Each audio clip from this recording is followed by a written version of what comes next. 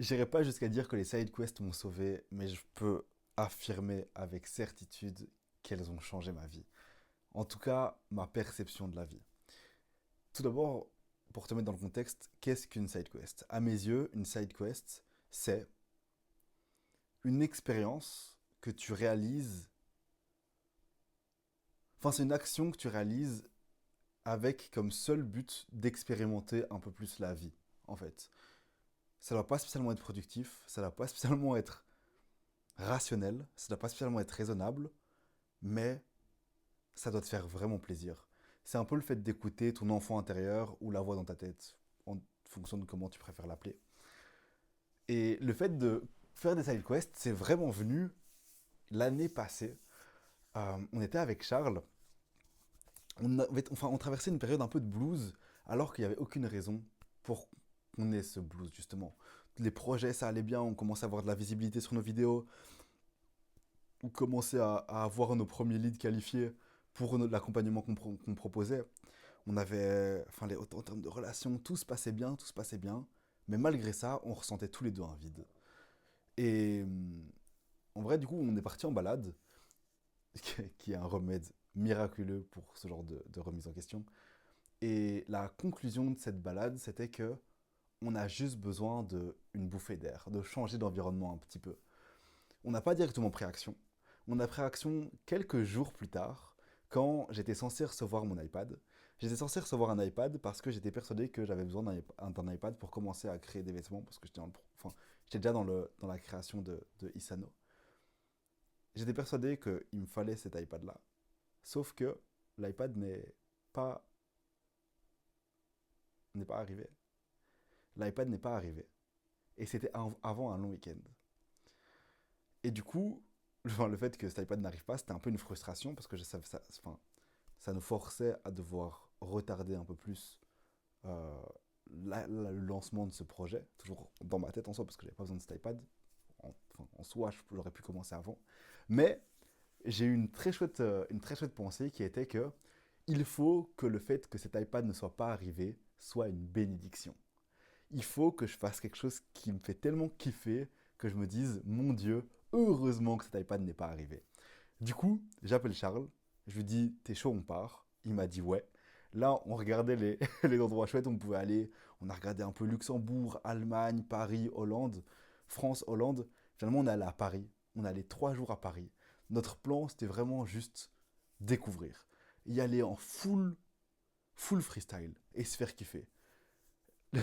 On n'avait pas de logement, on est juste parti le soir même en voiture. De base, on essayait de parler aux gens, essayer de se faire héberger quelque part. On a fait des actis, on allait voir des musées. Franchement, c'était incroyable. On a fait du vélo dans la ville, on allait voir la Tour Eiffel, on a dansé, on a passé des moments de ouf. Au final, on n'aura pas trouvé de logement. On aura dormi deux nuits dans la voiture. ça, aurait été, ça aurait été dur, mais quel kiff. Et au final, ça, quand on est revenu de ces 3 jours de chaos, concrètement, c'était juste du chaos, eh ben, on est revenu et on avait des étoiles plein les yeux et on était prêt à tout déchirer en Belgique et tout déchirer. Et c'est là que on a réalisé à quel point sortir de sa zone de confort, c'est essentiel. C'est essentiel et ça te permet de avoir beaucoup de chaos comme ça à un moment donné dans ta vie. Ça permet de prendre plus plaisir dans l'ordre qui s'installe par la suite. Je pense que les routines ne sont pas une mauvaise chose, c'est parce que c'est des outils très puissants, le fait de mettre en place des routines. Mais c'est important d'avoir des moments où tu te permets de vivre en dehors de ces routines-là et de casser cette routine, même pas forcément longtemps. Et, euh, et de ouais, sortir de ta zone de confort dans tous les sens du terme, essayer d'élargir ta zone de confort. Enfin, je sais pas d'où vient cette représentation, mais j'aimais bien. Il y a ta zone de confort qui est là.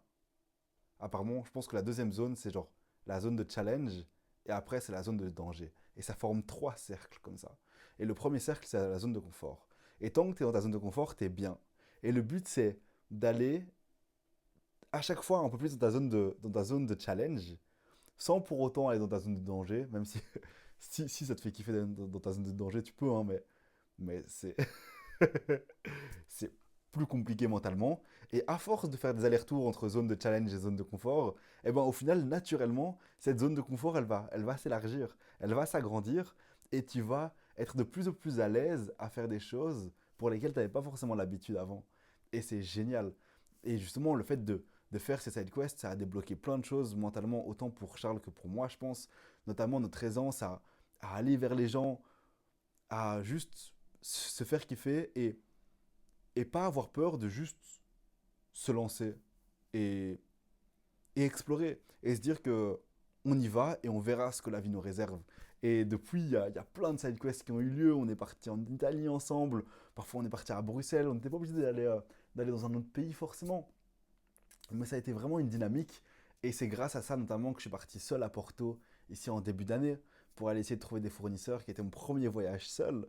C'est notamment grâce à ça que je suis allé aussi, que j'ai rejoint de nouveau Charles en Italie pour quelques jours, que je suis allé à l'opéra aussi récemment. C'est toujours dans cette même démarche de essayer de juste expérimenter la vie à un maximum, parce qu'on ne sait pas de quoi demain est fait. Et, et ces side quests, c'est le meilleur moyen de créer des souvenirs, j'ai l'impression. Et j'ai l'impression aussi que les souvenirs, c'est ce qu'on a de plus précieux. C'est ce qu'on a de plus précieux. Vivre des moments forts, les vivre intensément. Et c'est ça qui est beau, c'est ça la jeunesse au final. C'est pouvoir avoir cette vitalité de se challenger, de se faire kiffer et d'aller explorer le monde, s'explorer soi, explorer ses capacités. Au final, sortir de sa zone de confort, on n'est pas obligé d'aller à l'étranger pour sortir de sa zone de confort. On peut sortir de sa zone de confort en étant chez soi, en faisant quelque chose qu'on n'a pas l'habitude de faire chez soi, en faisant quelque chose qu'on n'a pas l'habitude de faire en dehors de chez soi, en allant faire de nouvelles interactions, en faisant de nouvelles rencontres. Et c'est comme ça que petit pas par petit pas, tout finit par se débloquer. Et ouais, je suis terriblement reconnaissant d'avoir ce déclic. Là, ici, j'ai appris aujourd'hui que je pars pour le Brésil dans 5 mois. Dans 5 mois, je vais passer 5 mois au Brésil. Ça va être la plus grosse side quest de ma vie entière, je pense. Enfin, jusqu'à présent. Jusqu'à présent. Et j'ai terriblement hâte, mais en même temps, je pense que ces 5 petits mois qui me restent en Belgique vont être merveilleux et on va tout faire pour les rendre les plus beaux possibles au final. Faut se dire que on est maître de ce qu'on fait actuellement. Même si on a des obligations, il y a des choses pour lesquelles on a moins le choix que d'autres, mais c'est nous qui choisissons ce qu'on veut faire. On est les capitaines de notre propre navire et c'est nous qui décidons où est-ce qu'on veut aller. Est-ce qu'on veut aller dans la mer avec des grandes vagues ou dans une mer plus calme et réaliser qu'on a ce contrôle-là de notre vie, c'est pas forcément évident. Moi, je réalise que pendant des années, j'étais sur pilote automatique. Je me laissais guider durant ma vie, je me laissais porter par les autres, porter par... J'allais là où les gens voulaient aller ou voulaient que j'aille. Et là, depuis quelques années, je prends vraiment ce guidon en main, ce volant, et je navigue comme j'ai envie de naviguer. Et c'est un vrai kiff. Parce que, parce que oui, il y a tellement de petites quêtes à aller explorer, il y a tellement... La vie a tellement de surprises, tellement de belles choses, que c'est un... que ce serait dommage de s'enfermer dans... Ce serait dommage de s'enfermer et de se priver de toutes ces découvertes au final. De toutes ces découvertes.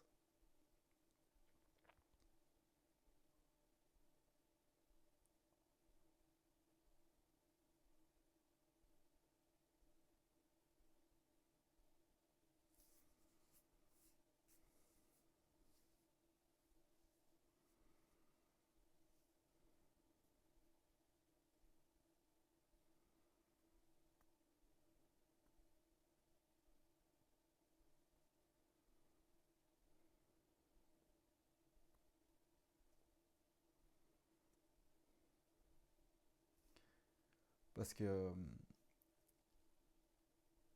au final,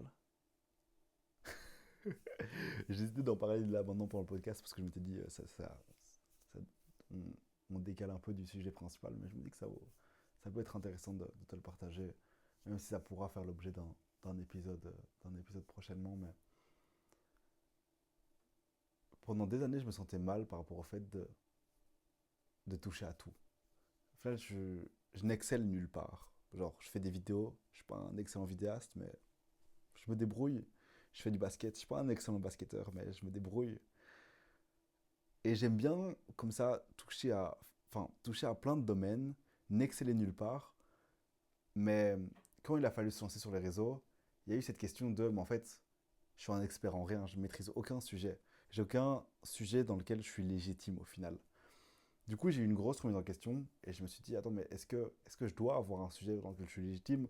J'ai essayé de trouver un sujet dans lequel je voulais donner tout mon être, me donner à fond pour devenir un expert. Et j'ai pas réussi à trouver un sujet qui me permettait de me passionner tellement, qui me faisait oublier tout le reste. Et là, avec le temps, plus le temps passe, plus je me dis peut-être que j'ai pas besoin de devenir un expert. Peut-être que c'est justement toutes ces expériences, toutes ces compétences mises l'une à la suite de l'autre qui permettent de créer un tout qui est unique. Parce que ce mélange de passion que j'ai, mais qui est aussi un mélange que tu as, eh ben c'est pas le même. Mes passions ne sont pas les mêmes que tes passions. Et c'est pas parce qu'on n'a pas une seule passion qu'on maîtrise à 100% qu'on a moins de valeur qu'un expert dans un domaine, parce que justement, cette, cette accumulation de petites compétences nous permet d'avoir plein d'outils pour être prêt à rebondir dans plein de situations. Et en fait, ça nous permet de... J'aime bien cette image qu'on a au basket. Au basket, on dit on a un sac à dos qui se remplit quand on ajoute des moves à notre arsenal au final. Et plus on ajoute de mouvements, plus notre sac à dos se remplit. Et je trouve ça génial comme métaphore. Et je pense que quand tu touches à différentes compétences, justement, ton sac à dos, il se remplit. Quand tu, par exemple, pour mon cas spécifique, là, je fais du basket, du coup, hop là, mon sac à dos, il se remplit de compétences sociales, compétences sportives, compétences de challenge. Mais après, à côté de ça, je fais de la création vidéo. Hop là, mon sac à dos, il se remplit d'un peu de créativité. En même temps, ma mère, elle est à fond dans la céramique et dans l'art. Du coup, mon sac à dos, il se remplit aussi de cette perception-là du monde, de cette sensibilité au final. Et tout ça, ça va dans le sac à dos, ça va dans le sac à dos. Et c'est beau au final, ce sac à dos qui se remplit. Et ce sac à dos qui se remplit, au final, il a sans doute plus de valeur que n'importe quelle expertise. Parce que ce sac à dos-là, c'est un sac à dos, c'est des leçons de vie, c'est un bagage, c'est un équipement, c'est ton armure qui va te permettre de mener tous les plus braves combats.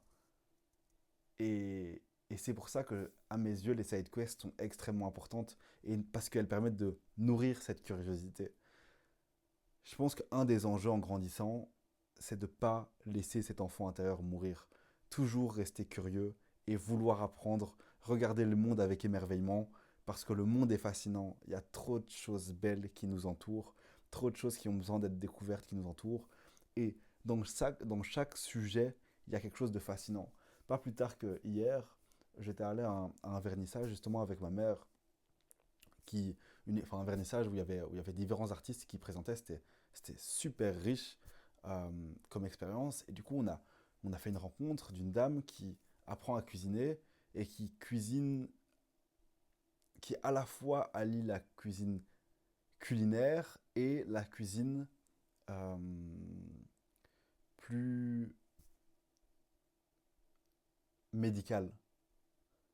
Et c'est un mélange extraordinaire. Et du coup, là, elle a un potager et dedans, elle voit, et grâce à ce qu'elle fait pousser dans son jardin, elle arrive à la fois à cuisiner des plats à tomber par terre, mais aussi à te guérir. Et c'est merveilleux. Le fait de pouvoir réaliser que, en fait, tous les domaines, même les choses les plus insignifiantes, quand elles sont racontées avec passion, deviennent intéressantes. Et, euh, et c'est ça. Je pense que c'est pas tant les side quests, c'est important, mais le fond, pourquoi est-ce que c'est important? C'est parce que ces side quests nourrissent cette curiosité. Et donc, je pense que ouais, le vrai message, c'est pas tant faire des side quests, parce que des side quests, peut-être que mes side quests ne te stimuleront pas toi de la même manière. Je pense que le vrai enjeu, c'est de rester curieux, de continuer à regarder la vie avec émerveillement et de continuer à s'émerveiller des choses simples qui nous entourent. Parce que ces choses simples qui nous entourent sont souvent bien plus complexes que ce qu'elles paraissent.